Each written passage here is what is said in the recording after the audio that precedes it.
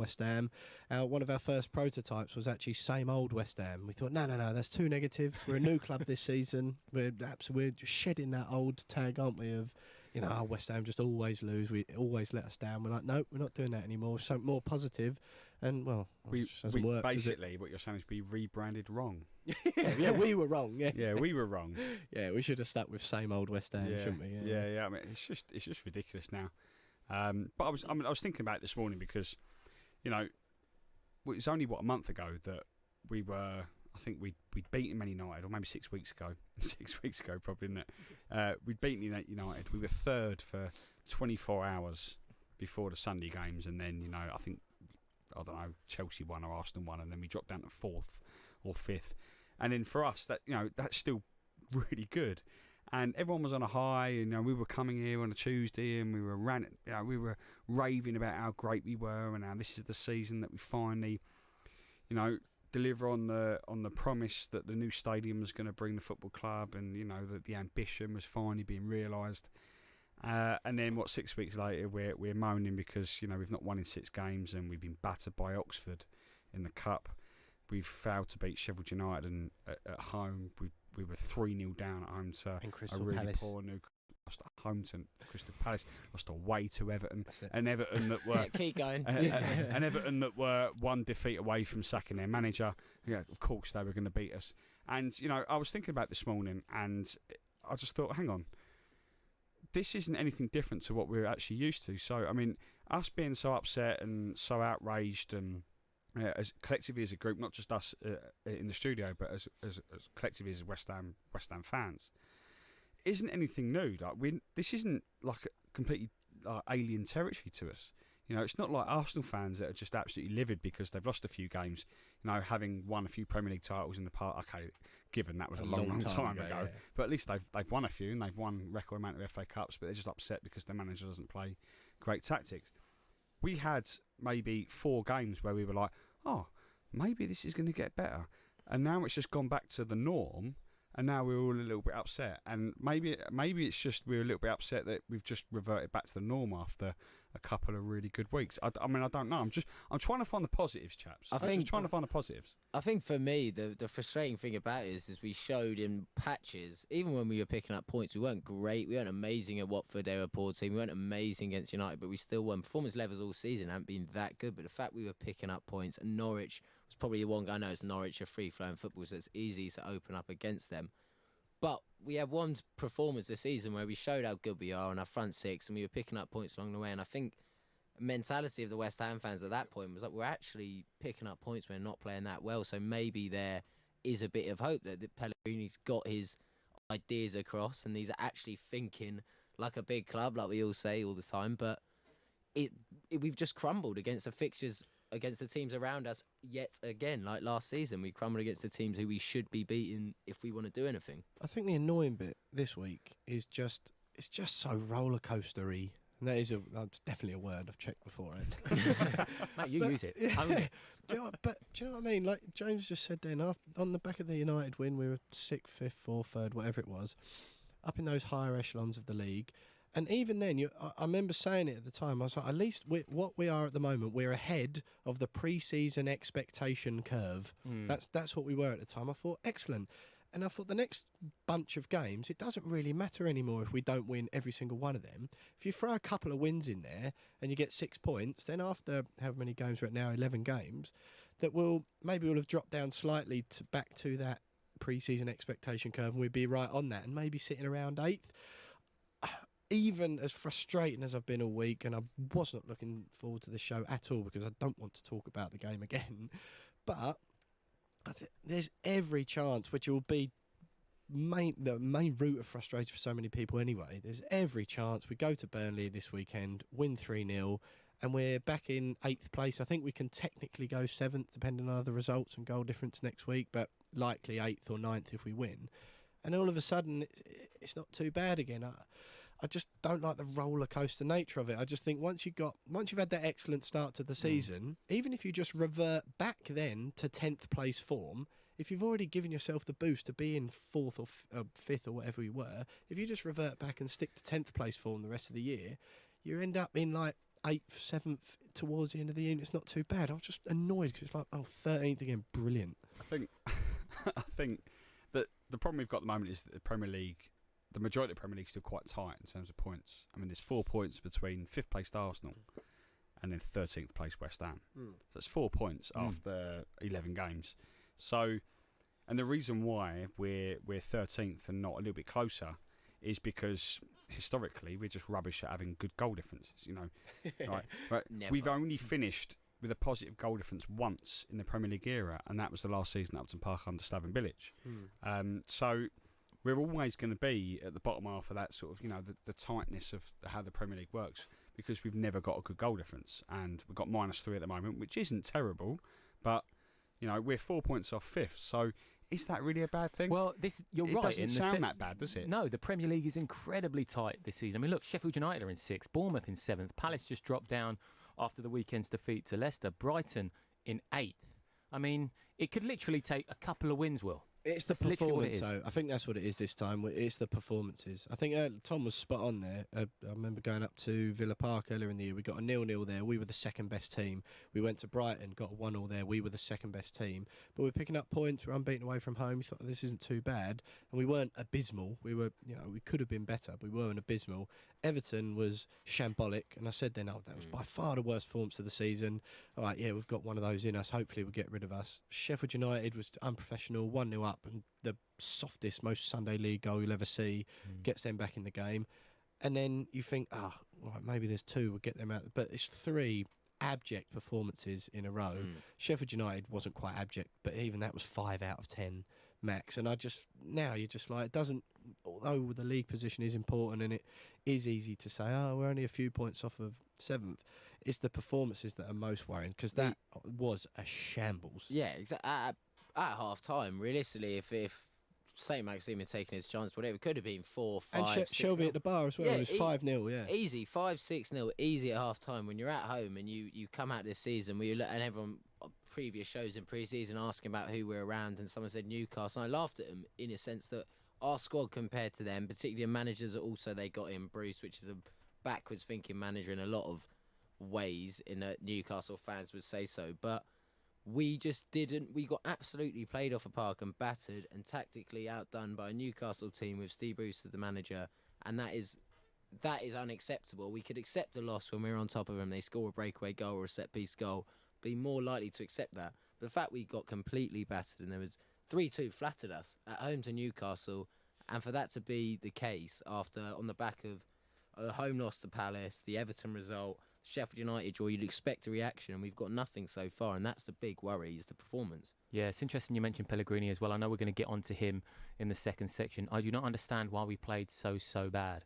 Quite an interesting comment from him. But I just want to quickly flag up an eerie similarity to this point last season and to where we are now, in that Manchester United have played a role in this, because obviously you hammered United last season. Same again this season. Last season when you beat United, you went 6 games with just 1 Premier League win. Went on a bit of a downward curve after that. And the positive, gents, to take out of this, that 1 win, Burnley. Yeah. There you go. Mate, you can come back again. I don't, maybe it is that. Maybe we got a bit big time after that United game. But what everyone forgets, Man United didn't have Pogba, Luke Shaw and Martial in that team. And everyone laughs when I say Luke Shaw. He was the player of the year last season for United.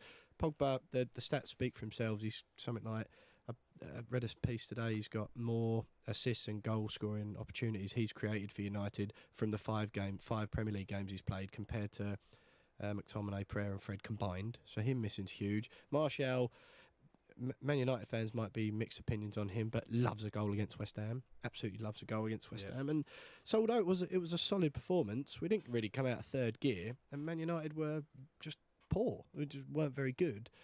So, and again, maybe it is that. Maybe after that game, it went to their head. I've beaten Man United at home. We're brilliant. I'm not.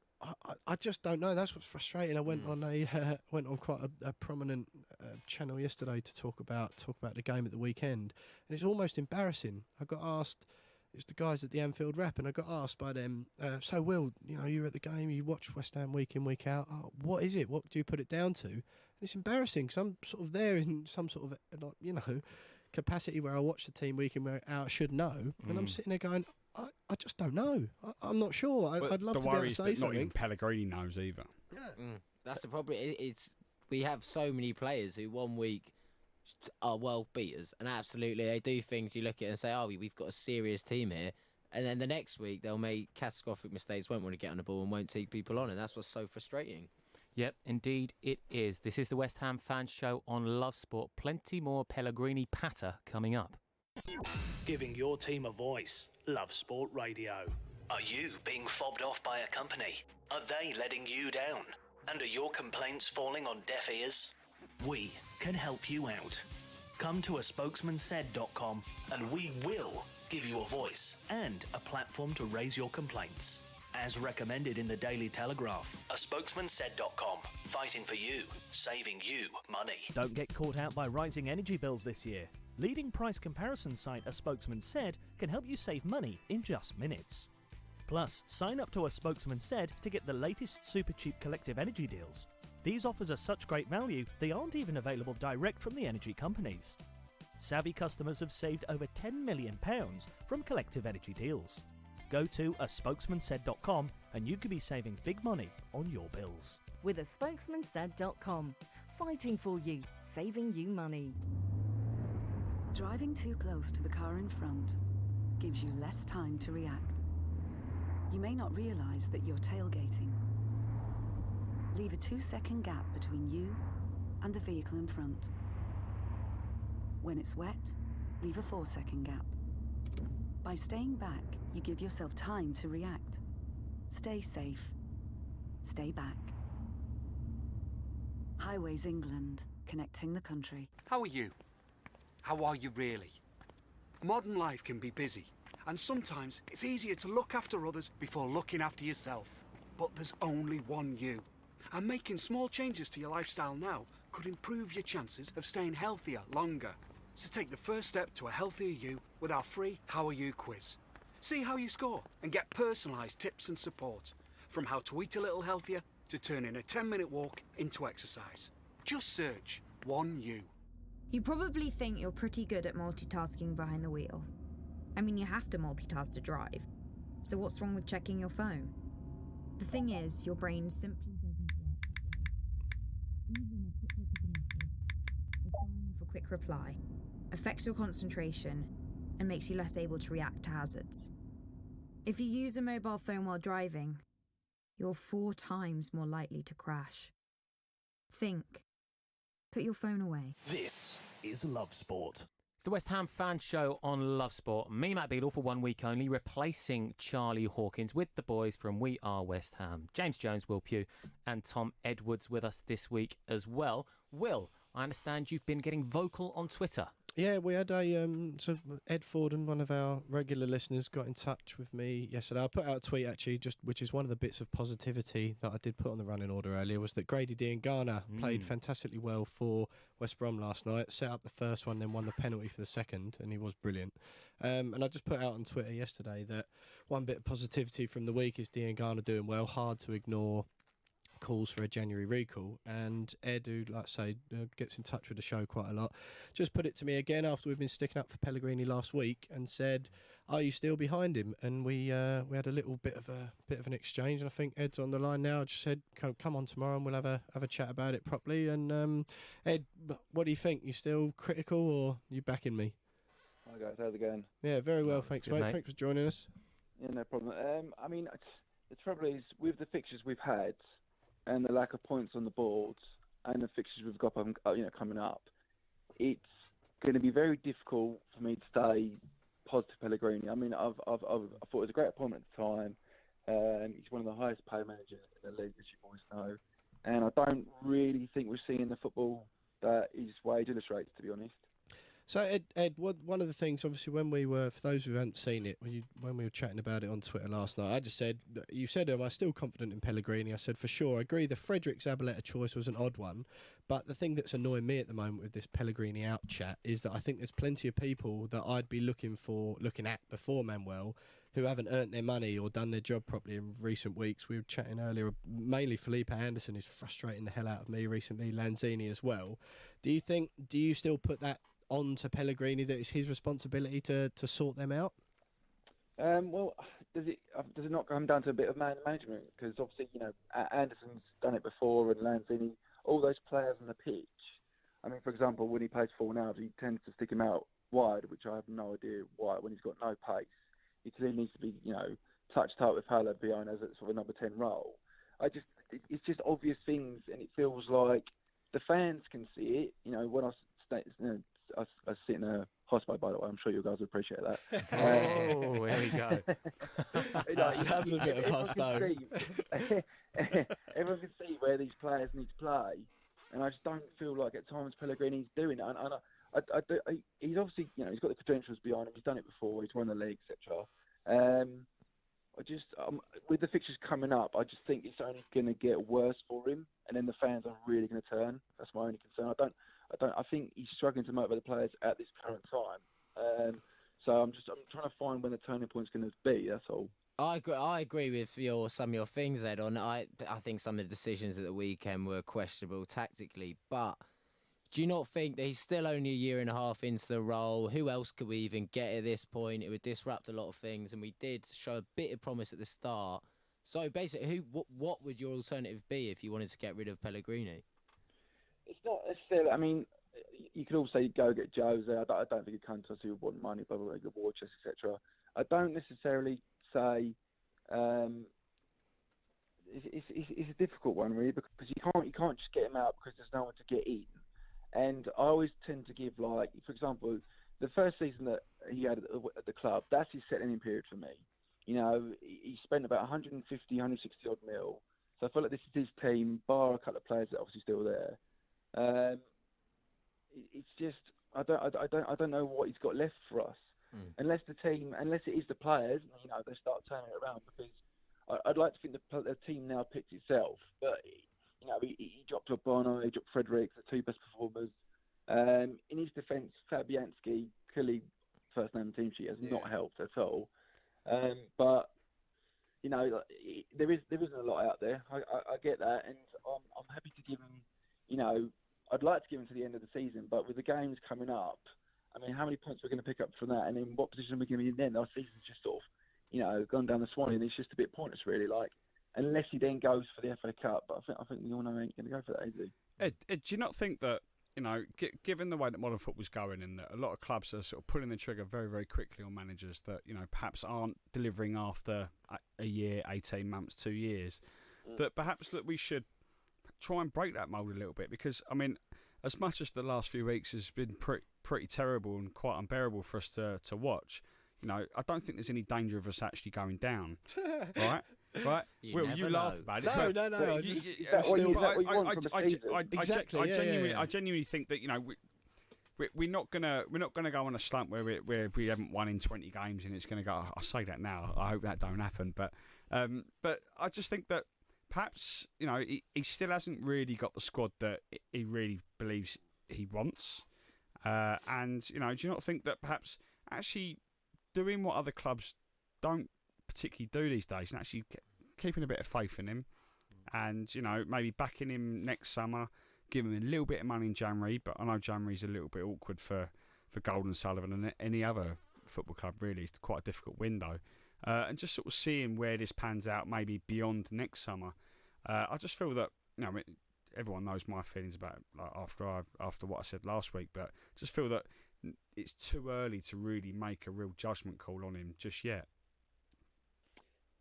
I mean, I've said it is, but the games we've still got Spurs, Chelsea, Arsenal, Leicester, Liverpool. We haven't even played any of that. I mean, even Burnley away, we never get anything there. We'll probably win most of them, though, don't you, Ed? You know what'll happen now. We'll probably win all them, won't we? And we'll be third by Christmas. Yeah. I mean, as long as we beat Spurs, I don't really care what we do. What you said, James, I don't like. What's the point on being happy about we're going to survive relegation? I mean, I've always been quite alright with the ball, to be honest. I've never been the board out. And now they've dipped their hands in their pockets. We're not seeing a turnaround, and the board must be raging about we've bought spent a lot of dough on some players. We're still sitting mid-table, and now we're looking over our shoulder, and it's just like we threw away the cup. Is this what we want as West Ham fans? We moved to the stadium for a bit of a boost, to be challenging the top half of the table, and it's just mediocrity at the moment. Yeah, I get that. Yeah. Ed, mate, thank you very much for coming on, boss. Really appreciate it. No problem. Cheers, guys. Cheers, mate. Cheers. Interesting stuff from Ed there, gents. I just want to quickly pull up a quote that Robert Snodgrass made after the game. Another bit of positivity, by the way. Consecutive goals. Was he talking about Grady Diangana? But consecutive goals, so, it's always a good thing. But he said after the game that it's a bad result. It's a performance that isn't West Ham-like, right? Well, it is. Well, It's the definition of us. this is kind of what I want to bring up because, Will, I actually sent a message to you during the week. Now, do you mind if I bring that up? No, absolutely. It was too soon. But So I spotted on Twitter, and this is from a Newcastle fan who, before the game, said there are 3 West Hams. Now, he said 1, the new age fancy one who pass it to each other and look all right. 2, the one that will show up out of the blue and play not very well because they don't fancy it. 3, the West Ham way, which nobody has ever seen, but we've heard loads about. Now, Robert Snodgrass has said, basically, we didn't play the West Ham way. Gents, please enlighten me. What is it? Can I just defend the West Ham way for a little bit because the West Ham way. Okay, the reason why no one's seen the West Ham way is because the West Ham way existed in the 50s, 60s, and 70s. The older generation of West Ham fans will go, yeah, there was once a West Ham way. And, 85, 86 last time, wasn't it, probably? The last time we really saw it, but, it was invented, in the 50s and 60s, and then sort of, it was developed then into the 70s and then a little bit in the 80s, but we've not really seen it since then. So I can understand why everyone goes, what is the West Ham way? West Ham have never had the West Ham way. Well, to a lot of football fans these days, football didn't exist before the Premier League started. So no wonder they've never seen the West Ham way, or that they rubbish it. So I can get why a lot of fans just go, oh yeah, well what's that? West Ham have never been a good footballing side. When actually we were a very good footballing side back in the day. When when we were quite good at football. We're not very good at football at the moment, but it is what it is. So I get what Snodgrass is trying to say there, but you've got to laugh at it as well because we haven't played like that for a long time. We've maybe the odd season under Bilic.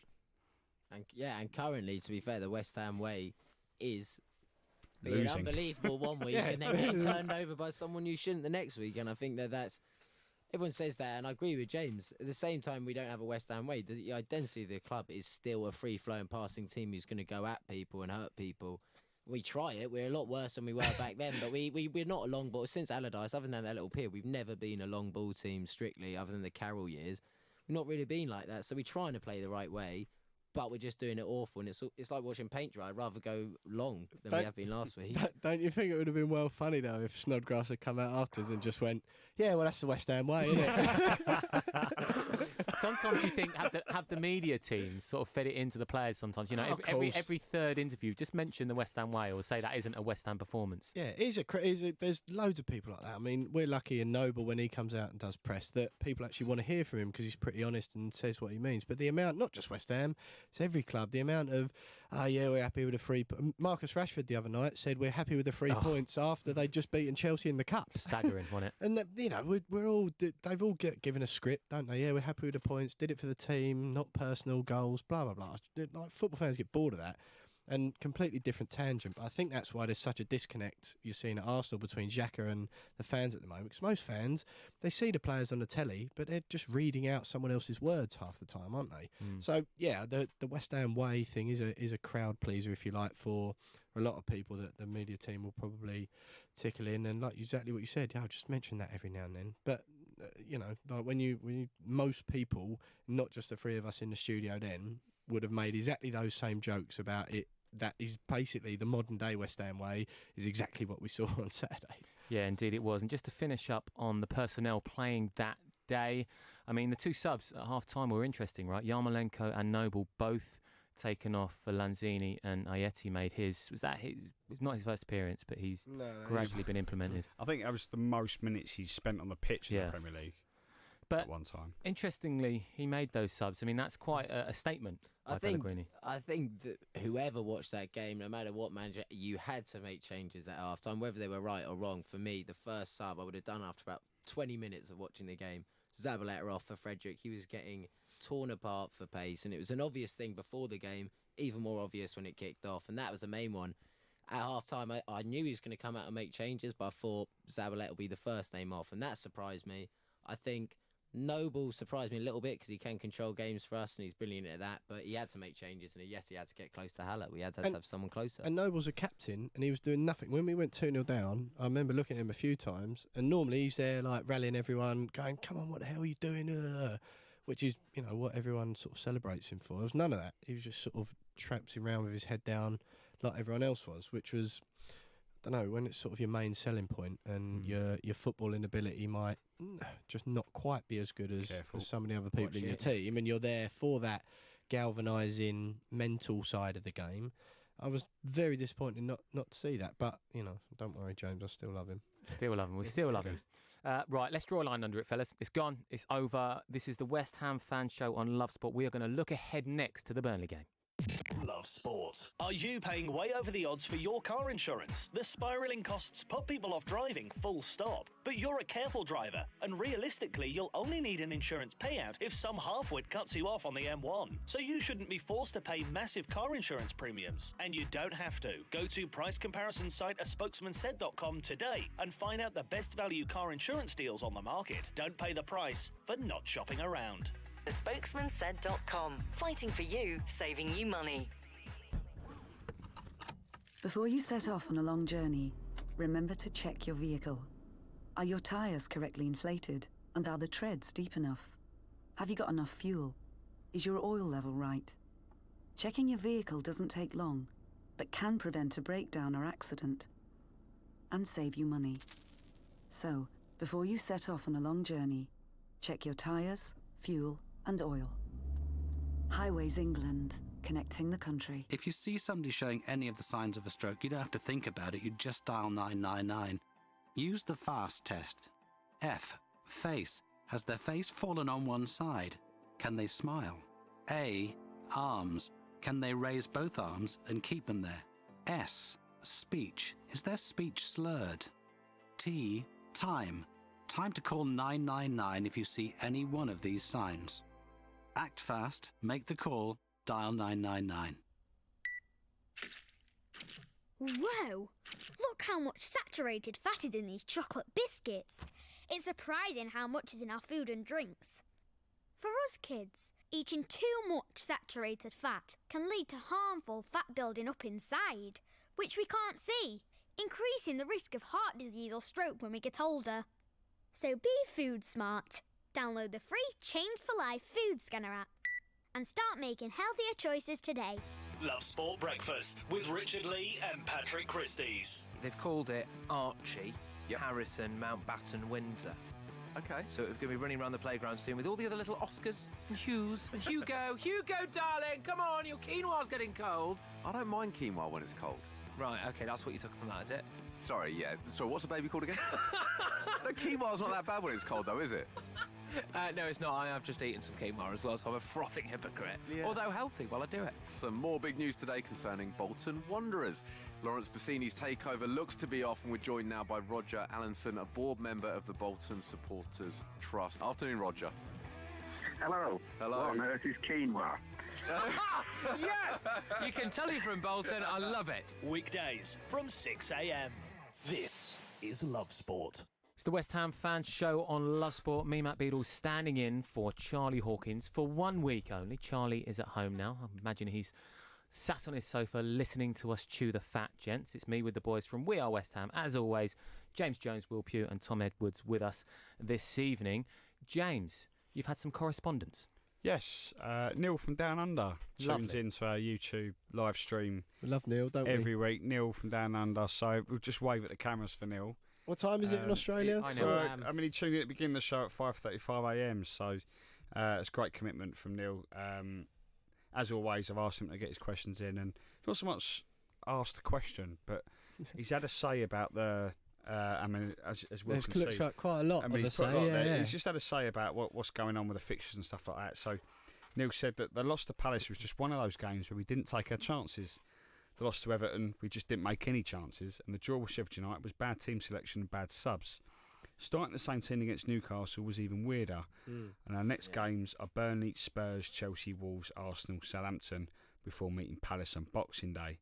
Year end, we play Leicester on December 28th, and if you haven't seen a marked improvement in both the manager and the team's performance by then, I think Pellegrini's future at West Ham will no longer be an option. Did Neil have his say on the West Ham way as well? He did, and at the end, and quite fittingly, and I love it actually. Unfortunately, West Ham way has been turned into a cul-de-sac. And, Very good, Neil. Yeah, Spot I on. think that's about right. So yeah, thanks for that, Neil. And I agree. I think I mean, if we struggle to pick up any real positive improvements on form and results between now and Boxing Day, then I can't imagine Pellegrini will be around for much longer. No, I the one thing he shouldn't potentially, if we aren't picking up points by then, I completely on board with the fact that we need something else, we need something fresh. But we've got to remember the type of owners we have. Don't get me wrong, they've put their money in their pockets and they've bought a few high profile players. But I think we all know that Pellegrini, as long as we're not getting relegated, he's going to be there for at least the rest of this season because of his contract. He's a fourth highest paid manager in the league, is he? Yep.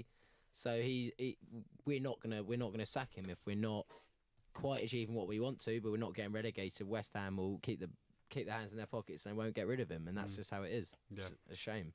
Yep, indeed. Right, we're going to switch back to the phone lines now. It is time for the opposition view. The opposition view on Love Sport. Of course, it is Burnley this weekend. Contrasting fortunes, really, at Turf Moor in the past 3 seasons since they returned to the Premier League. A win for each and a draw. Joe from the Turfcast Burnley podcast is on the line now. Joe, thanks for joining us. Before we get into it, actually, what's your take on the West Ham way? Well, obviously this season you've not started off the best. Well, it was a bit weird. You actually started quite well, didn't you? And I was looking at your fixtures and your results early today for my podcast. I noticed that you hadn't won since the Manchester United game, which I found absolutely staggering. So yeah, right, Joe. Yeah, tell us about it. Well, I was just shocked at it. I was like, surely they've won since then. I've misread that, surely. And no, I hadn't. Because I remember watching that, I'm thinking, wow, West Ham are going to do well this season. But obviously, you've just sort of stuttered since then, unfortunately for you guys. And the game this weekend, Joe, I mean, Burnley a defeat this weekend as well. I have to say, Sean Dyche's comments afterwards, I thought he was going to lambast the referees, which he normally tends to do. He didn't really. He just said, no, we were beaten by the better team. It was quite refreshing. Yeah, to be fair, I think he's got a bit of a reputation from opposition fans for just constantly going at the referee.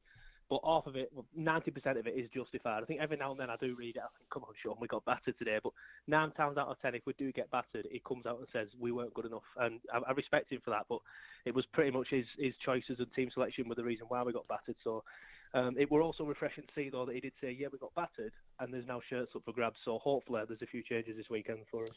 Joe, I read a piece this week, I think it was in The Athletic, quite an uplifting piece on Sean Dyche, but to be quite honest with you, it was the same sort of stuff that I'm used to hearing and reading about Sean Dyche, you know, that he's fantastically maverick individual character, that his methods are really different, he's got really good man management skills, he cares for players after they've left the club, etc, etc, etc. All things that are obviously true of the man. He's held in high regard, and just looking at the tables there, you're a point behind us. I think 14th you're sitting in at the moment, and do you know what I mean? You're going into this claret and blue derby, as is it often dubbed this weekend, and I just feel like for Burnley, if you ended up there at the end of the season again, is that just sort of acceptable? Because we're sitting over here getting really frustrated that, I know it's sort of early in the season, but getting frustrated that we might not see progress again. We finished 10th last year. Rightly or wrongly, West Ham fans have got in their head that we belong further up the table than that. Is it right that as a Burnley fan you're sort of just happy to be there, or am I sort of being a bit naive with that? It's a little bit of both, really. Like, you do want to see progress, as like you said, West Ham fans do. Excuse me, but obviously you spent a lot of money, so you can kind of demand that progress now. You've got big name managers in, high paid managers, high paid players as well, so you can kind of demand that. But for us, it is one of them. It's always 17 first, then kick on. But it does get a little bit frustrating when you think, right, we're going to kick on this. Because we are now an established Premier League side. There's no two ways about it. We might be a small club, but we are an established Premier League side. And for us to be going to places like Bramall Lane and Fulham last season and getting turned over, it can be quite frustrating. So I am hoping to start to see a bit of progress this season, or maybe next season if we survive. Obviously, the last couple of results might suggest otherwise. But yeah, it is a little bit frustrating. I do want to see us start maybe aiming more for 10th rather than just 14th, because we obviously had that one season where I finished in the Europa League. So the quality is there in terms of Sean Dyche, but the problem with us is we just don't spend enough money to be able to attract the sort of players in there to be able to get us to do that. Whereas obviously the likes of Bournemouth, who are another small club, and Watford, they can pay their players quite a lot of money, whereas we can't. Hi, Joe. So, on the game of the weekend, do you guys think that West Ham are likely to have the possession? I'm not saying it's going to be good possession, I'll tell you that, but we're likely to have the ball. Do you think that you guys are likely to open up against us? Because I'm begging you do, because they're the type of teams we actually have a chance of scoring goals against. But I'm just wondering how you guys see the game, and if you're going to come out the blocks and actually go for us rather than sit back and try to hit us on the counter. How do you think you'll set up?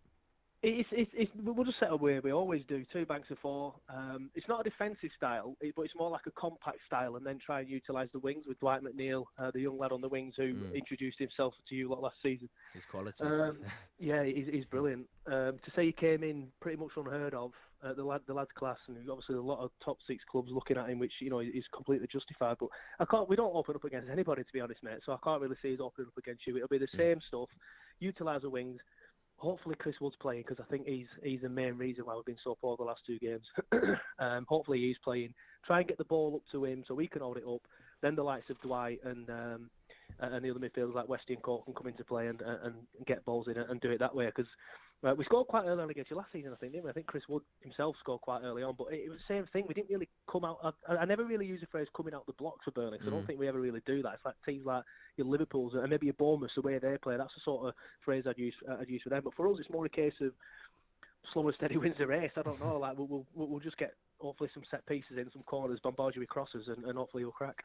Joe, I feel like I already know the answer to this question, because we've been saying it every single week in the studio here, that we don't know what West Ham team are going to turn up next week. Every single opposition view we do says, I don't know what team West Ham are what West Ham team are going to turn up this week. Is there a sense of fear among Burnley fans, or is there a sort of a boyish confidence going into the game? I think at the minute it's a bit of both. Personally, I'm probably erring more on the fear side, because I know you've got some quality players. Like I said, we're playing really, really. It'd be good if you could tell them that. Yeah.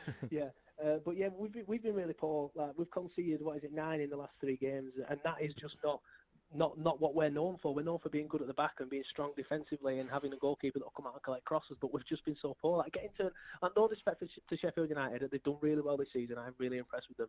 But going there and being 3-0 down at half time is unacceptable. So it's just one of them things. I think a few fans are going into it because they're thinking, right, this is the game where we're earmarking now for 3 points after a poor run of form. But you are in exactly the same position. So people are saying that, sure. Well, I think it was last season, actually. We refer to the West Ham game quite a lot, because that was when our season turned around, because we got battered 5-0 on Boxing Day against Everton. Then we played you not long after. I think it was the next game, actually. And then we beat you. And we kind of just kicked on from there. And we need like a West Ham awakening like we did last season again this season. I know it's probably been a little bit dramatic because we're not in the position that we were last season. But we need that again. I'm sure we'll oblige, Joe. Well, hopefully you do, guys. Hopefully you do. A West Ham awakening. I like that one, Joe. Joe, it's been great having you on, boss. Just before you go, a quick score prediction from you. Oh, I know you said quick, but I'm just going to quickly say, if Chris Wood starts, he's that important to us. I think it'll be 2-0, 2-1. But if not, it could be 1-1, 2-1 to you. But fingers crossed with right team selection as well, because we need Charlie Taylor at left back. Lovely stuff. Cheers, Joe. Cheers, guys. Cheers. That was Joe from the Turfcast Burnley podcast, kind of buying into your theory there about the fact that, you kick-started their season. Of course, we do it to virtually everyone. Honestly, anyone who needs a goal, anyone who needs a win, we'd rather play teams in form. That is a sad thing. We'd rather play a flying Tottenham or a flying Chelsea, and we know we can actually step our performance up. We always seem to have these type of players who love it when there's a big occasion. It's not even a new thing, is it? No. It's been happening for years, decades. The Arme was the biggest one. He wouldn't turn up at home against Wigan or something and be the best player on the pitch against United. We got tons of them. Good stuff. Well, this is the West Ham Fans Show on Love Spot. I'm looking forward to our next little bit. We're going to go rogue with the Players Quiz. Giving your team the coverage they deserve. Love Sport Radio. The Novotel London Blackfriars, the official hotel partner of Love Sport. Located just minutes away from the city and London's famous South Bank. You can kick back and taste the flavours of the world at the Jamboree Bar and Grill and enjoy all the sights of London in style. The Novotel London Blackfriars. Home insurance is vital. You don't want to end up paying through the nose when something goes wrong. But are you being charged way too much for your home cover? Are your insurance premiums simply too much to bear? It doesn't have to be that way. A spokesmansaid.com is a price comparison website that trawls the internet to find the best deal for you. Don't pay the price for not shopping around. Visit aspokesmansaid.com and start saving today. Spokesmansaid.com. Fighting for you, saving you money. There are many things a mother can pass on to her baby.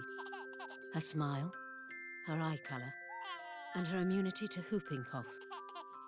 Whooping cough is a very dangerous illness for young babies, and at the moment it's spreading fast. A simple vaccination during your pregnancy can help to protect your baby in their first weeks. Please speak to your GP, nurse, or healthcare professional and pass on your immunity. Oh, it's okay. Let's face it, when your kids are ill, you'd do anything to help them feel better. But remember, antibiotics aren't always needed. You might not realise it, but taking antibiotics when you don't need them puts you and your family at risk of a longer and more severe illness. Help keep your family well.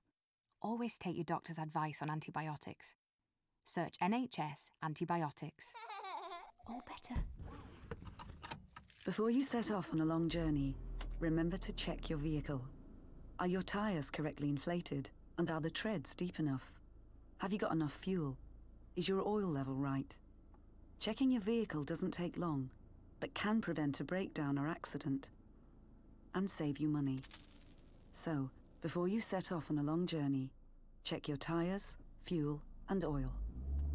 Highways England, connecting the country. Love sport. Are you throwing away your hard-earned money on expensive energy bills? Keep the price down when you turn the heating up. You could be saving hundreds by switching to a cheaper deal. A spokesmansaid.com compares all the best deals on the market to find you the one that saves the most cash. Find the cheapest energy tariffs for you. Go to a spokesmansaid.com and start saving today. This is Love Sport. This is the West Ham Fan Show on Love Sport. We've got about 12 minutes left. James, I believe there has been some action on the Twitter. Yeah, a couple of fans. Kevin _Lock1. This will annoy you, Will. He Already says, he gets so annoyed at all the blame put on Anderson. I mean, he's the only player to sprint 3/4 of the pitch to defend and get on the goal line when Newcastle broke. He's under instruction to backtrack, and that's why he's not as offensive as we expect. I know we've got to get onto the quiz quickly, but so I'll sweep this one under the carpet very swiftly. That was the only time he sprinted all game. Next. Fair enough. And just quickly, Lewis John, a regular listener, he's always tweeting us. He says, "Are you both in the Audrey Roberts out brigade with me now, guys? He needs to go." I do like the Audrey Roberts yeah, it's shout. quite a good one. That I think we've made it pretty clear. Not yet. Just a few more weeks left, Lewis, mate. Good stuff. Okay, well, gents, it's time to move on to the quiz. Will, I'm going to hand over to you for rules and regs and current scores. Well, you gave us a bit of grief last week, Matt, didn't you, when you were listening in, because we didn't get Lee Chapman very quickly. But, yeah, so it's James took the lead, actually. He was to stop the rock, because I was 4-1 down weeks ago now. I got it back to 4-4, and then James nicked it 2-1 last week. So it's 5-4 to James on game weeks and 14-13 on points difference. So still very tight going into Christmas, but all to play for. Unfortunately, Tom, because it's such a serious event, the West Ham Players Quiz, just has to sit there and heckle us. More happy to heckle you. Lovely stuff. Well, each week counts as one round, right? And it's best of 3 for who takes the round each week. Let's go. It's really heating up now. Love it. Love it. Right. Here we go. Number 1. First player. Signed in January 1996. You're lucky I'm not playing. No? No, go on. 2 goals for the club against Man City and Tottenham. Wait. What do you mean, wait? That's not how it works. Next clue, please. Wait. If you say an answer, you're out, right? You're done. No. Keep going. Yeah, nice. Okay. Clue 3. Only played 9 times for the club. Crikey. Thought you played Hello? more. 96. All right. Go on. Clue 4. He wore number 16. Is it Radicchio? It's not. See you later. I feel like that's a common answer every week. Futre? No, he was number 10. Oh, Darnay. Correct. Behave. It is Darnie. Behave. Wonderful stuff. Do you know what? The one thing I remember about Darnie, I remember reading an article, perhaps you shouldn't have been reading it, in FHM at the time, from Louise, who was then nerding and not rednap. And this is when celebrities could actually give normal answers and not worry about PRs and management and just say what they wanted to say. And they asked her about footballers. And she said, yeah, I like quite a few. I actually quite like that Darnie from West Ham. He was a bit of a dish, wasn't he? He was a dish. Yeah, Portuguese, proper slick back. yeah. Yeah, lovely stuff. Okay, second player. He played for 5 London clubs. Jimmy Walker? That is very premature, mate. Oh, But I like it. I like the guess. Very premature. Wacker. Seen his autobiography cover, by the way, Jimmy Walker. It's brilliant. No, so it's 2 tenths for other topics at the moment. Okay, second clue. First goal for West Ham was against Middlesbrough in 2007. I know this is. If I don't get this, I'm going to be so fuming. Middlesbrough. Okay, it's Middlesbrough. All right, 2007. I know that year. It's a good year. Go on. He scored 12 goals in total. For West Ham? It's not what I was thinking. I am going to say I don't think this is particularly rogue, I but have to that's say fine. I do know it. Go on. Clue 4. He represented England at every level from under 16 to the first team. You're going to kick yourselves. Oh, no, don't. Next. Go Bobby on. Zamora. Incorrect. Oh, God. Last clue. He is currently managing outside the Premier League. Bowyer? Lee Bowyer? We had that a few weeks back. I'm going to kick your chair out of the Gentlemen. room in a second, Will. Can we have a recap Chris of the Powell. clues? Played for 5 London clubs. First goal for West Ham was against Middlesbrough in 2007. Scored 12 Scott goals. Parker. Correct. Oh, God. Yes. That's enough Will to send him Pugh, home, I innit? tell you what. Ta-da, mate. You are struggling. So do we not do the third? Right. No, so we do the third. No, Yeah? we do the third still, Oh, yeah. cumulative points, of difference, course. yeah. Points difference. Okay. I'm trying to think. I thought he played for QPR, whoever it was. It was away at the Parker didn't play Riverside. for QPR, did he? No. Would have been Chelsea, Charlton, Fulham, West Ham, Spurs. Tottenham. Yeah. Away at the Riverside, last minute winner. That's I don't The need white this from kit. you at the moment, Tom. It's a great goal. It's such a It's a good great place to goal. sit, I remember yeah. it. Yeah, I remember it. Go on then. Third Okay, player. third and final player, just to get that points tally up for you, Will. Clue 1. He started his career at Doncaster.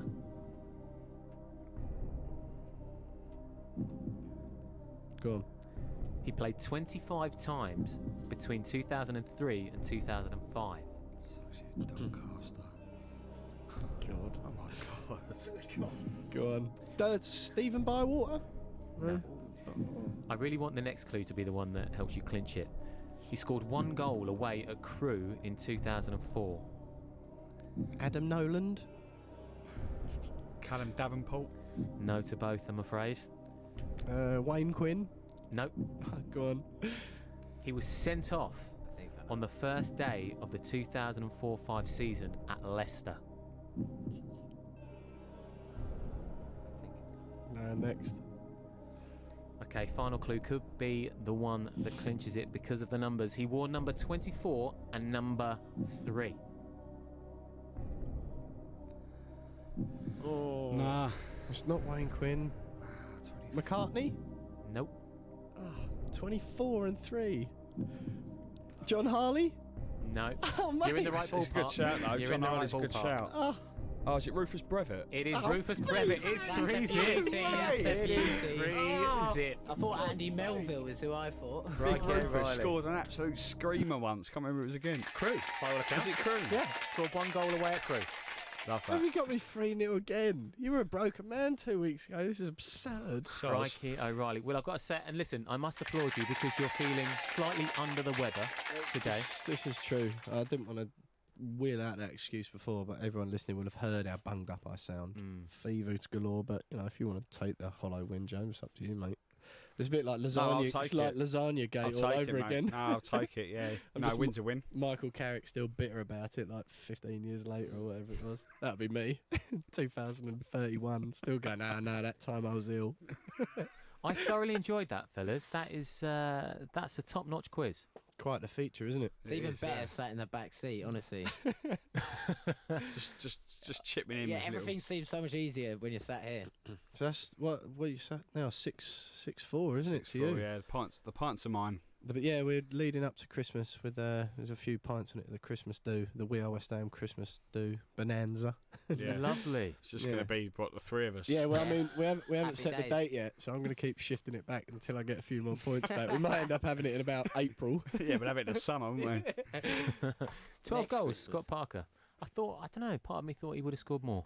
You know, I find it every week. Reece Bayliss it is who does the quiz for us, so shout out again, Reece, because I do appreciate it. And every time there's always something early doors, like that London one. I was just thinking, for the rest of it, I was like, I know this, I've heard this trivia before, I know they played for QPR, so that was it. I was just thinking, for the rest of it, QPR, and it just froze you, doesn't it? But I feel like I should get John Harley, because I think he played number 24 and number 3 as well, and was a left back. I think you're incorrect there. You're just making it up now. Well, when he comes along, you'll be bang on John Harley. Gents, we've got a couple of minutes left. Just final thoughts, reflections on Newcastle and the looking ahead to Burnley. I think I don't want to talk about Newcastle anymore. Can we just very quickly touch on Alan Saint-Maximin? Absolutely gassing. Was it Zabaleta? I've never seen anything quite like it in my life. Yeah, but we could all gas Zabaleta. Bless him. I mean, Zabaleta is about 52 now. So, yeah, it's no real surprise. You just don't really see that in the Premier League anymore. That was really old school. Unless it's Cresswell at the other side. No, I just think that's behind us now. All we can do is put it behind us. And you know what? I know we'll do score predictions in a minute, but I genuinely think, just in keeping with the new West Ham way that we've discussed tonight, I genuinely think we'll win at the weekend, and it'll be one of those just fairly convincing ones as well, where you look back afterwards and go, we're just the weirdest football club in the whole world. It's the sort of thing that would happen, and you'd be happy for generally quite happy about it. But in the back of your mind, you'd be so annoyed that we've gone and won away at Burnley, but struggled to beat Newcastle, So Sheffield true. United, and Palace at home. Yeah, and it's just like, what are we? Like, why do we exist? Where are we going? Where are we going? Such an existential crisis going on in It's the West ridiculous, Ham isn't it? show. Yeah, It's what's the meaning of ridiculous. life? Why are we here? And also, I guess it's the international break as well, isn't it? So important to get a win before that 2-week period that everyone's not going to Wasn't it want. the last international break we beat Man United, and then it was like, it's really annoying that it's come at that time. So perhaps we should lose, just so that we don't win going into that international break, and then just nice. Perhaps don't lose. Don't lose. Scores, because that might be the only bit I get right this week. I'm going to say 2-1. 3-1. 2-2. 2-2. Lovely stuff. Okay, Desmond. thoroughly enjoyed this, gents. It has been a very enjoyable hour talking about the West Ham way. It's the West Ham Fan Show on Love Sport. We will see you next Tuesday. This is Love Sport. Hi, I'm Barry. I'm a retired school bursar from Chingford. I thought I was paying too much for my energy and went onto a spokesmansaid.com and found that I could reduce my costs overall by £568 per annum, and I'm very grateful for that help. With a